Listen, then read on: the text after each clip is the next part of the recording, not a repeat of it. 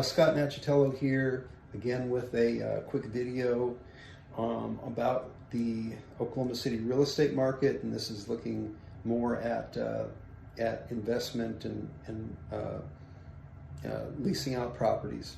So another reason that Oklahoma is such a good is such a good state for investing in real estate is that Oklahoma is definitely pro-landlord. So, you know, and even though evictions have definitely gotten tougher since COVID, landlord-tenant laws in Oklahoma still favor property owners versus tenants. Now, I'm not suggesting here at all that my company is or would be involved in shady dealings with tenants. The last thing in the world we want to do is get involved in situations where we would we do something to cheat tenants or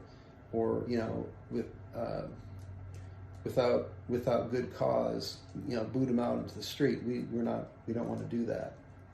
But we do want our tenants to follow the law and to follow the agreements that they make with our company and with their owners in terms of that lease. So, if you want to evict a tenant for a lease violation or non-payment of rent, there's a 5-day notice period. And after that, I can file for a court date, and it usually is a 7-day process. Okay, so all that's pretty much changed though. And we used to do our filings for evictions all in-house. We used to just handle that all ourselves. I sent one of my staff people down to the courthouse to do that, and that was all it took.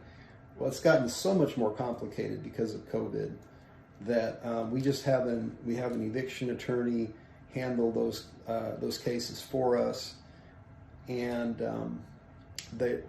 we've had periods where with the CARES Act we've not been able to get an eviction court date because of stays on evictions. So, things I think will go back to the way they were at one time again. Hopefully, as we get further along in this pandemic, and the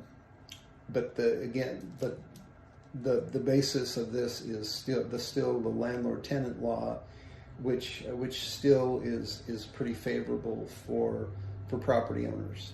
So it's a good, you compare that to some places like California where it can really be a nightmare to do evictions. It's not so much here in Oklahoma.